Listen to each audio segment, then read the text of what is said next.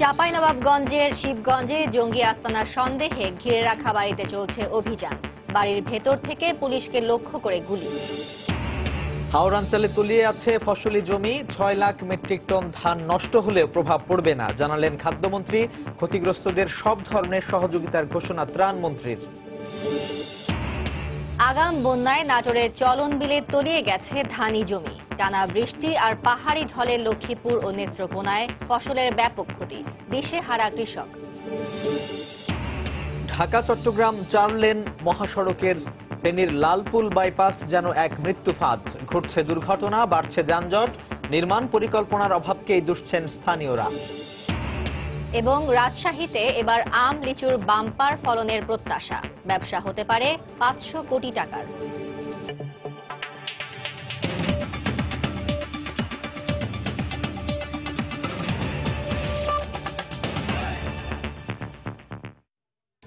বাংলার সময় সঙ্গে আছি সাজিদ রাজু এবং আমি ফারজানা মুমু। চাঁপাইনবাবগঞ্জের শিবগঞ্জ উপজেলার জঙ্গি আস্তানা সন্দেহে ঘিরে রাখা বাড়িতে চলছে পুলিশ ও আইন শৃঙ্খলা রক্ষা বাহিনীর অভিযান। গতকাল মধ্যরাত থেকে উপজেলার ত্রিমোহনী এলাকায় বাড়িটিকে ঘিরে রাখে তারা। বিকেলে সোয়াত টিম ঘটনাস্থলে পৌঁছায়, তবে মূল অভিযান এখনো শুরু হয়নি। এদিকে নিরাপত্তার জন্য পুরো এলাকায় 144 ধারা জারি করেছে প্রশাসন। বিস্তারিত ডেস্ক রিপোর্টে। মঙ্গলবার রাতে চাঁপাইনবাবগঞ্জের শিবগঞ্জ উপজেলায় পরিবারের সদস্যদের নিয়ে এক জঙ্গি অবস্থান করছে এমন তথ্যের ভিত্তিতে অভিযানে যায় পুলিশের একটি দল। এ সময় জঙ্গি আস্তানা সন্দেহে ত্রিমোহনী এলাকার ঝিন্টু হাজির বাড়িতে প্রবেশ করতে গেলে পুলিশকে লক্ষ্য করে ভেতর থেকে গুলি ছোড়া হয়। আত্মরক্ষার্থে পুলিশও কয়েক রাউন্ড পাল্টা গুলি ছোড়ে। এ সময় কাউন্টার টেরোরিজম ইউনিটের সদস্যরা বাড়িটিকে ঘিরে সতর্ক অবস্থান নেয়। জঙ্গি আস্তানাটিকে ঘিরে পুরো এলাকায় বিরাজ করছে চরম আতঙ্ক। গোলাগুলি যখন যেখানে খুশি সেখানে তো যা কিছু ঘটতে পারে, ওই জন্য আমরা অত্যন্ত ভয়ের ভিতর আছি। যে জায়গায় বাস করে এই ধরনের কোনো দিন কিছু শুনতে পাওয়া যায়নি, তাদের এখন দেখতে পাওয়া যাচ্ছে যে কঠিন অবস্থা। আমাদের আগে আমরা এরকম কিছু বুঝতে পারিনি যে এরকম আমাদের দেশে এরকম জঙ্গলিবাদ হবে, আমরা কিছু বুঝতে পারিনি, কিন্তু এখন হঠাৎ করে বুঝতে পারছি। কিন্তু আমার এই নিজেরই জান ভয়ে কাঁপছে এখন। বাড়িটি রফিকুল ইসলাম আবু নামে এক ব্যক্তি কয়েক মাস আগে তার স্ত্রী ও সন্তান সহ ভাড়া নেয়। ওই ব্যক্তি শিবগঞ্জ বাজারে মশলার ব্যবসা করত বলে জানায় স্থানীয়রা। এদিকে আবুর সঙ্গে গত 1 বছর ধরে তার বাড়ির কোনো যোগাযোগ নেই বলে জানান স্বজনরা। কতদিন ধরে এই বাড়ির সঙ্গে যোগাযোগ নাই ওই আবুর, এটা একটু বলেন আমাদের। 5 মাসের মতন হবে, এটা আইডিয়াতে বলছি, কিন্তু এখন বলতে পারছি না। আমি আমার যাটা কাউকে দেখিনি, তাও মেয়েগুলো আসে আমার সাথে কথা বলে চলে যায়। কালকে এসে চলে গেছে, থাকিনি। মশলা, এই পেঁয়াজ, মরিচ, হলুদ, লবণ বাজারে থাকতো সবসময়, আমরা দেখতে পেতাম যে বাজারে যে কোনো সময় যেতাম তো বাজারে দেখতে পেতাম। জঙ্গি বিরোধী এ অভিযানে আইন শৃঙ্খলা পরিস্থিতি নিয়ন্ত্রণে রাখতে ত্রিমোহনী ও আশপাশের এলাকায় 144 ধারা জারি করেছে স্থানীয় প্রশাসন। সময় সংবাদ, চাঁপাইনবাবগঞ্জ। দর্শক, এই মুহূর্তে শিবগঞ্জে অভিযান স্থলে আছেন রিপোর্টার সাইফুর রহমান রকি। আমরা সেখানকার সবশেষ খবর জানতে সরাসরি যাচ্ছি তার কাছে। রকি,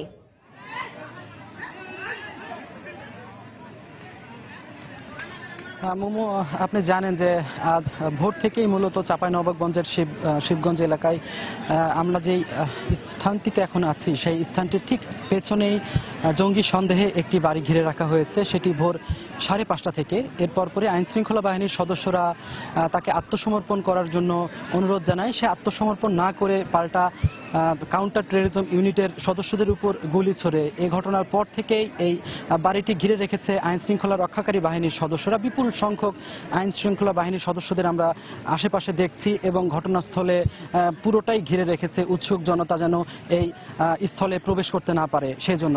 আমরা এখন থেকে প্রায় ঘণ্টাখানিক আগে কাউন্টার টেরোরিজমের পাশাপাশি আইন শৃঙ্খলা রক্ষাকারী বাহিনীর সোয়াত সদস্যদেরকে দেখেছি এই স্থানে এসে এই অভিযানে তারা ঘটনাস্থল পরিদর্শন করছেন এবং কিভাবে তারা এই অভিযানটি পরিচালনা করবেন এ নিয়ে নিজেদের মধ্যে আলাপ আলোচনা করছেন। তবে এখন পর্যন্ত আমরা যতটুকু জেনেছি পুলিশের ঊর্ধ্বতন কর্মকর্তারাও ঘটনাস্থলে আছেন। তারা যেটি বলছেন যে এখন পর্যন্ত তারা এই অভিযান শুরু করেননি, তবে হয়তো আর কিছুক্ষণের মধ্যেই অভিযান শুরু করা হবে বলে তাদের পক্ষ থেকে আমাদের জানানো হচ্ছে। তারপর হয়তো অভিযান শেষ করার পর আনুষ্ঠানিকভাবে তাদের পক্ষ থেকে একটি সাংবাদিকদের একটি ব্রিফ করা হবে যে ভেতরে আসলে কি ছিল বা কি হয়েছিল। তো আমরা স্থানীয় এলাকাবাসীর কাছ থেকে এখন পর্যন্ত যেটি জানছি যে আবু নামের এই লোকটি পাশের এই এলাকায় তার বাড়ি, তার নিজ বউকে নিয়ে এবং 2 সন্তানকে নিয়ে সে প্রায় 6 মাস যাবৎ এই বাসাতেই সে বাস করতেন এবং এক হাজী সাহেবের বাড়ি এটি। এই হাজী সাহেবকে এখন পর্যন্ত আমরা কিন্তু পাচ্ছি না, কারণ আমরা এই তার চরিত্রে কোনো ধরনের অসঙ্গতি ছিল কিনা বা তার আচরণে কোনো ধরনের অসঙ্গতি ছিল কিনা এই বিষয়গুলো কিন্তু আমরা এখন পর্যন্ত আইন শৃঙ্খলা বাহিনীর কাছ থেকে যেমন নিশ্চিত হতে পারিনি, তেমনি পারিনি আশেপাশের যারা এলাকাবাসী আছে তাদের কাছ থেকে নিশ্চিত হতে। আমরা মাত্র আমরা 5 মিনিট আগে দেখেছি, মিনিট 5 আগে ঘটনাস্থলে আবুর মা এসেছেন এবং আইন শৃঙ্খলা রক্ষাকারী বাহিনীর সদস্যরা তাকে দিয়ে হয়তো তার সন্তানকে আত্মসমর্পণ করানোর জন্য অনুরোধ করবেন, এই বিষয়টির জন্য তাকে ঘটনাস্থলে নিয়ে আসা হয়েছে এবং অভিযান স্থলে নিয়ে যাওয়া হয়েছে। এছাড়াও আমরা একটু জানিয়ে রাখি, এই আবু পাশে ত্রিমোহনী গ্রামে কিন্তু সে একটি ব্যবসা করতেন এবং সেখানে সে সপ্তাহে 2 দিন ব্যবসা করতে যেতেন। এছাড়া কিন্তু সে, আমরা যতটুকু জানতে পেরেছি, জামায়াত শিবিরের রাজনীতির সাথে সে জড়িত ছিল এবং আশেপাশের কিছু লোকজন বলছে যে সে তার আচরণ কিছুটা সন্দেহজনক হয়, তাকে বাড়ি থেকেও প্রায় বছরখানিক আগে বের করে দেওয়া হয়েছিল। তো ফারজানা, সকাল থেকেই আমরা ঘটনাস্থলে আছি এবং আমরা দেখেছি যে অ্যাম্বুলেন্সের পাশাপাশি কিন্তু এখানে ফায়ার সার্ভিসের কর্মীরাও এসেছেন এবং যা যা প্রস্তুতি নেওয়া দরকার আসলে একটি অভিযান শুরু করার আগে সকল প্রস্তুতি এর মধ্যে কিন্তু সম্পূর্ণ করা হয়েছে এই এর পক্ষ থেকে, আইন শৃঙ্খলা রক্ষাকারী বাহিনীর পক্ষ থেকে। তো আমরা সকাল থেকে কিন্তু মাঝে মাঝে গুলির শব্দ শুনতে দেখেছি, তবে এই গুলিটি আসলে কারা করছে সেটি কিন্তু আমরা নিশ্চিত করে এখনো বলতে পারছি না। তবে অভিযানটি শেষ হলে ফারজানা আমরা এই বিষয়টি নিয়ে কিন্তু নিশ্চিত করে বলতে পারবো। এখন পর্যন্ত এই ছিল আমার কাছে চাঁপাইনবাবগঞ্জের শিবগঞ্জ থেকে ফারজানা। দর্শক, জঙ্গি আস্তানা সন্দেহে শিবগঞ্জে যে বাড়িটি ঘিরে অভিযান চলছে সেখান থেকে সবশেষ খবর জানাচ্ছিলেন রিপোর্টার সাইফুর রহমান রকি। এদিকে Sylhet scholars home school and কলেজে টেপ মোড়ানো বস্তুটি বোমা নয় বলে নিশ্চিত করেছে র্যাবের বোমা নিষ্ক্রিয়কারী দল। মজা করে কাগজ মোড়ানো বস্তুটি রাখার অভিযোগে 10ম শ্রেণীর এক ছাত্রকে আটক করা হয়েছে। স্কুলের অধ্যক্ষ জানান, সকালে স্কলার্স হোম স্কুল অ্যান্ড কলেজের মাঠে ঘিরে রাখা স্থানে বোমার মতো বস্তুটি নিষ্ক্রিয় করার কাজ শুরু করেন র্যাবের বোম ডিসপোজাল ইউনিট। পরীক্ষা করে র্যাব জানায় বস্তুটি বোমা নয়। বন্ধুদের সঙ্গে মজা করতে কাগজ ও টেপে মুড়িয়ে স্কুলের 10ম শ্রেণীর এক শিক্ষার্থী বস্তুটি রেখেছিল। এই ঘটনার স্বীকার করার পর ওই শিক্ষার্থীকে আটক করে পুলিশ।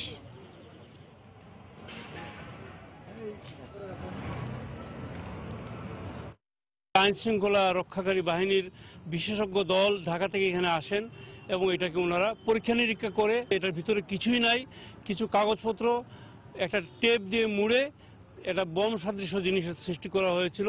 যে ছাত্রটি এই কাজটা করেছে সেও গত রাতে আমাদের কাছে স্বীকার করেছে যে তারা শুধুমাত্র কৌতুক ছলে সবাইকে একটু উদ্বিগ্ন করার জন্য এই কাজটা করেছিল। বাংলার সময় আরো থাকছে। ঢাকার দোহারে এইচএসসি পরীক্ষার প্রশ্নপত্র ফাঁসে জড়িত সন্দেহে 7 জন আটক। ফটোকপির দোকানিকে জেল, বাকিদের অর্থদণ্ড। এবং ভেঙে যাওয়ার একদিন পরও মেরামত হয়নি টাঙ্গাইলের ভুয়াপুরের বেইলি ব্রিজ। যান চলাচল বন্ধ, দুর্ভোগে স্থানীয়রা। মেরামতের সময় লাগবে বলছেন প্রকৌশলী।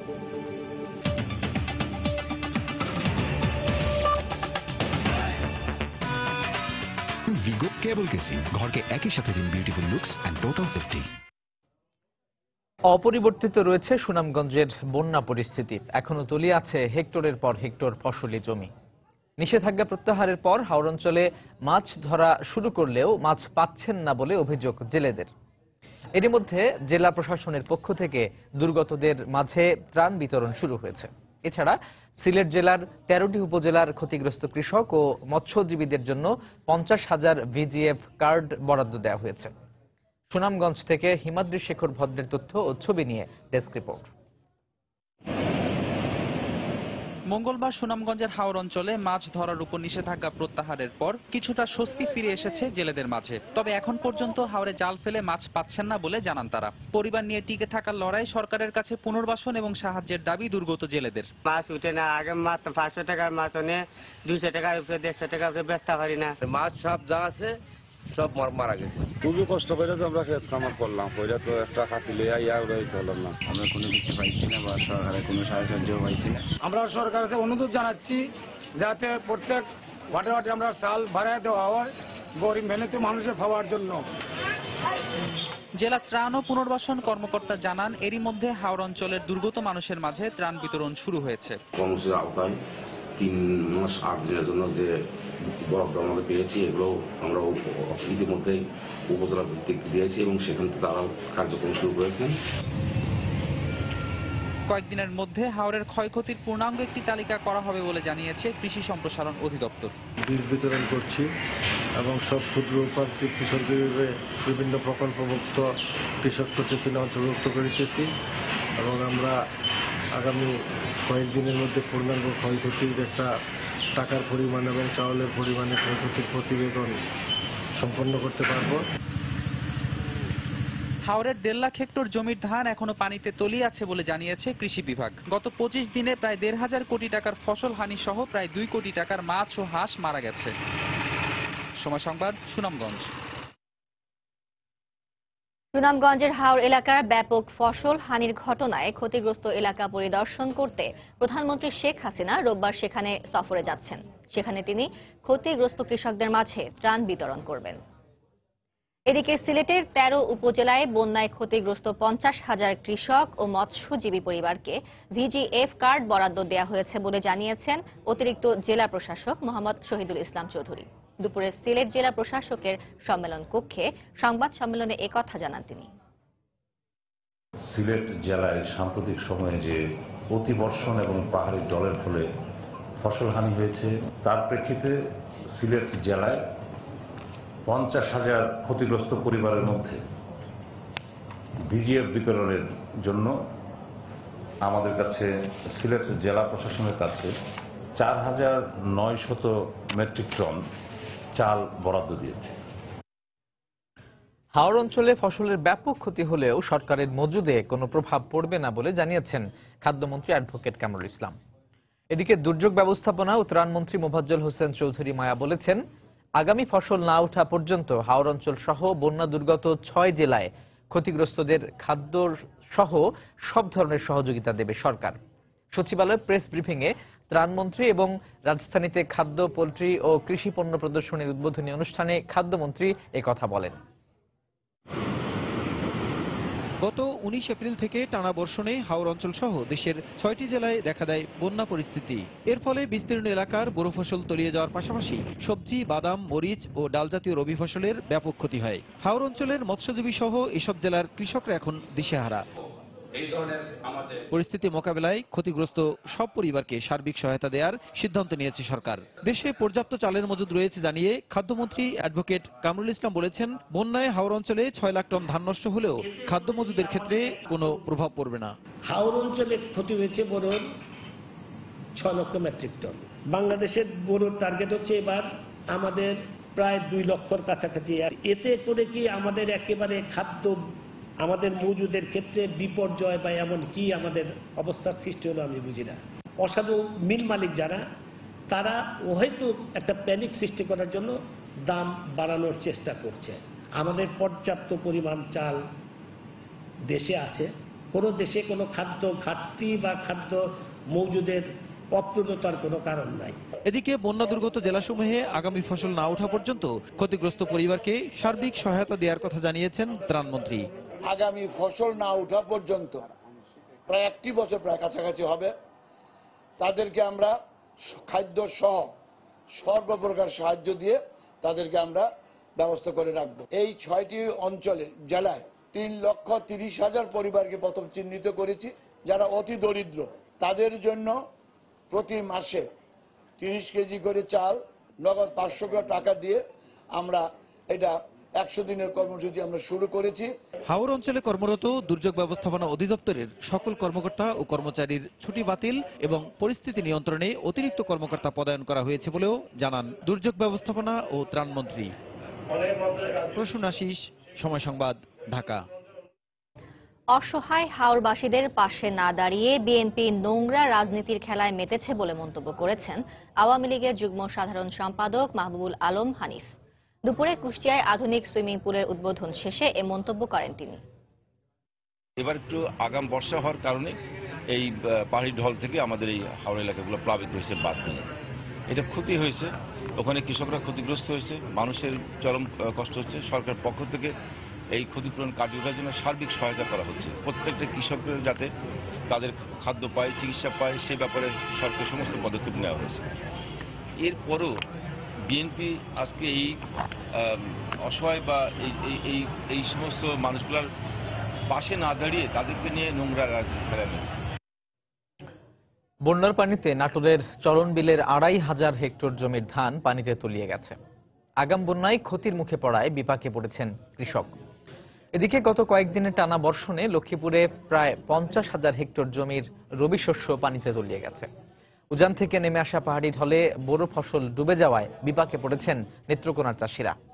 জেলা প্রতিনিধিদের পাঠানো তথ্য ও ছবি নিয়ে ডেস্ক রিপোর্ট।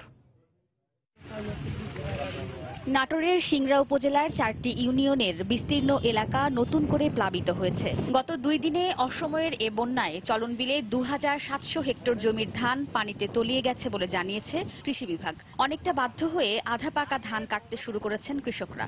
কাঁচা পাকা সব ধরনের ধানই আর কাটে নিয়ে আমরা উঠে আসতেছি, আর এইভাবে ধান কাটলে আমার আর কিছু থাকবে না। কাঁচা ধান কাটার কারণে আমাদের অর্ধেক ধান তো চিটা হয়ে যাবে, তারপরে যে খুরসা করে আমরা কাটতেছি এগুলা আমরা কুষা উঠতে পারবো না। কিছু ধান উঠে আসলে আমার কিছু খরচের টাকা উঠে আসবে, আর যে পরিমাণ লস যাবি লস তো আর তো ডুবা গেলে তো আর পাচ্ছি না।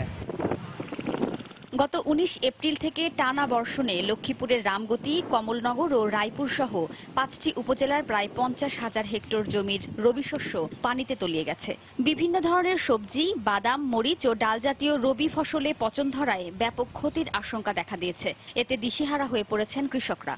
২৭ ঘন্টা জমিনের মধ্যে আমি শোষা করেছি, শোষা কাঁদি টাদি ডুবে গেছে, গাছ সারা সবগুলা মাটি লগে দুই বাইরে চলে গেছে। আমার এখন ৪.৫ খানি জমি সোয়াবিন পানি নিছে। আমরা অনেক লন্ঠন লইছি, এখন সরকার যদি আমাদেরকে কিছু সহযোগিতা করতো তাহলে আমরা বাঁচতে পারতাম। নেত্রকোনায়ও বিস্তীর্ণ এলাকার বোরো ফসল ডুবে যাওয়ায় বিপাকে পড়েছেন কৃষক। কৃষি বিভাগ জানায়, জেলায় এবছর ১,৮৪,৩২০ হেক্টর জমিতে বোরো আবাদ হয়। এর মধ্যে পানিতে তলিয়ে গেছে প্রায় ৭০,০০০ হেক্টর। ওয়াহিদা স্বপ্না, সময় সংবাদ। ঢাকার দোহারে এইচএসসি পরীক্ষার প্রশ্নপত্র ফাঁসে জড়িত সন্দেহে ৭ জনকে আটক করেছে পুলিশ। সকালে জয়পাড়া বিশ্ববিদ্যালয় কলেজের সামনে থেকে তাদের আটক করা হয়। দোহার উপজেলা নির্বাহী কর্মকর্তাকে KM আল আমিন জানান, ব্যবসায় সংগঠন ও ব্যবস্থাপনা দ্বিতীয় পত্র পরীক্ষার আগে প্রশ্ন ফাঁসের সংবাদ পেয়ে উপজেলা প্রশাসন জয়পাড়া বিশ্ববিদ্যালয় কলেজ কেন্দ্রে যায়। এ সময় মোবাইলে পরীক্ষার প্রশ্ন দেখা অবস্থায় ৬ শিক্ষার্থী ও ১ ফটোকপি ব্যবসায়ীকে আটক করে পুলিশ। পরে প্রত্যেক শিক্ষার্থীকে ১,০০০ টাকা করে জরিমানা ও ফটোকপি ব্যবসায়ীকে ১৫ দিনের কারাদণ্ড দেন ভ্রাম্যমাণ আদালত। বাংলার সময় আরো থাকছে।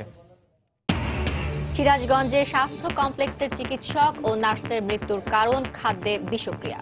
ময়নাতদন্ত শেষে জানালেন চিকিৎসক। ৩ সদস্যের তদন্ত কমিটি গঠন।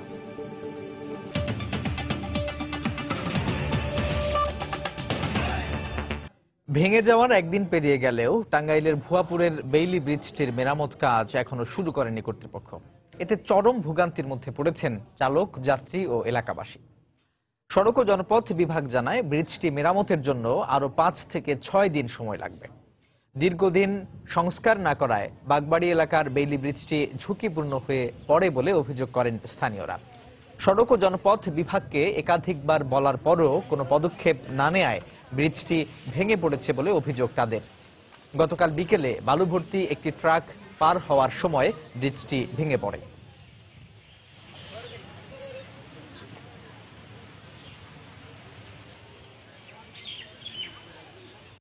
রোডের হাইওয়েদের একটা গাফলা দিই, তারা এই রাস্তাটাকে গুরুত্ব না দিয়ে তারা অন্যান্য জায়গায় কাজ করে, কিন্তু এখানে কোনো কাজ করে না। 2 দিন পর পর দুর্ঘটনা হয়, মোটরসাইকেল অ্যাক্সিডেন্ট, এবং কি কয়েকবার একজন মানুষও মারা গেছে এই ঝুঁকিপূর্ণ সেতুর কারণে। খোলার চেষ্টা করতে এক টিম, আর এক টিম বেলি নিয়ে আসতেছে সিরাজগঞ্জ থেকে। ওই বেলি এনে সেট করে দেবো আর কি।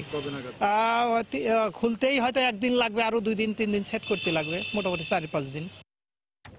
ঢাকা চট্টগ্রাম মহাসড়কের ফেনীর লালপুল বাইপাস দিন দিন যেন পরিণত হয়েছে মৃত্যু ফাঁদে। ফেনী সদর সহ ৩ উপজেলায় প্রবেশ এবং বের হওয়ার ক্ষেত্রে একটি মাত্র বাইপাস ব্যবহার হওয়ায় সৃষ্টি হয় দীর্ঘ যানজট। এছাড়া কোন ওভারব্রিজ বা আন্ডারপাস না থাকায় প্রায় ঘরে দুর্ঘটনা। এজন্য মহাসড়ক নির্মাণে পরিকল্পনাহীনতাকেই দায়ী করছেন সাধারণ মানুষ। স্থানীয় প্রশাসন বিষয়টি স্বীকার করে আশ্বাস দিল সমস্যা সমাধানের। মীর হোসেন রাসেলের ক্যামেরায় আতিয়া সজলের রিপোর্ট।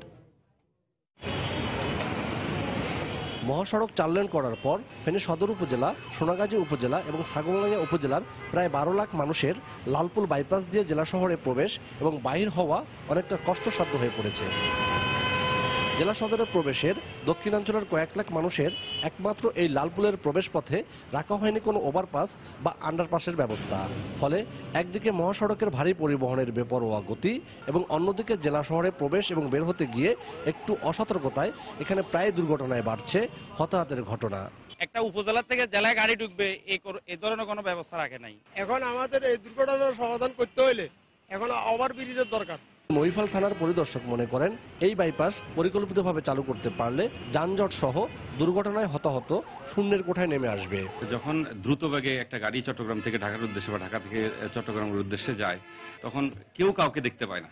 আমার ধারণা যদি এখানে একটা আন্ডারপাস বা ওভারপাস তৈরি হয় তাহলে হয়তো লালপুর পয়েন্টের এই যানজট বা যে সমস্যাটা আমরা ফেস করতেছি এটা হয়তো থাকবে না।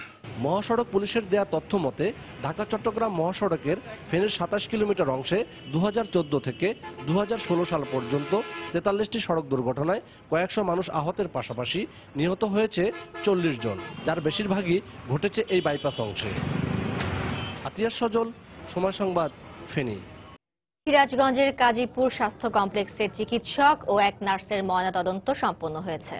খাদ্যে বিষক্রিয়ায় তাদের মৃত্যু হয়েছে বলে জানান ময়নাতদন্তকারী চিকিৎসক। এই ঘটনা তদন্তে ৩ সদস্যের কমিটি গঠন করেছে সিরাজগঞ্জ স্বাস্থ্য বিভাগ। সকালে বগুড়া শহীদ জিয়াউর রহমান মেডিকেল কলেজ হাসপাতালের ফরেনসিক বিভাগে তাদের ময়নাতদন্ত করা হয়। ভিসেরার প্রতিবেদনের জন্য সংগৃহীত নমুনা স্বাস্থ্য অধিদপ্তরের রোগ পরীক্ষণ বিভাগে পাঠানো হবে বলে জানিয়েছেন হাসপাতাল কর্তৃপক্ষ। ময়নাতদন্ত শেষে নিহতদের লাশ স্বজনদের কাছে হস্তান্তর করা হয়েছে। গতকাল খাদ্যে বিষক্রিয়ায় অসুস্থ হয়ে সিরাজগঞ্জে স্বাস্থ্য কমপ্লেক্সের চিকিৎসক মনিরুজ্জামান ও সিনিয়র নার্স জোবাইদার মৃত্যু হয়। ফরেনসিক বিভাগে পোস্টমর্টেম করেন।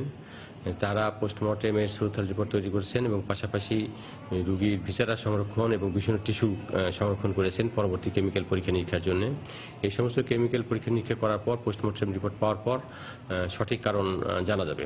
আমরা মনে করতেছি যে খাদ্য বিষক্রিয়ার কারণে এই ধরনের ঘটনা ঘটেছে। মাসখানেক পর রাজশাহীর বাজারে উঠবে গ্রীষ্মকালীন সুস্বাদু আম ও লিচু। এজন্য পরিচর্যার কাজে ব্যস্ত বাগান মালিকরা।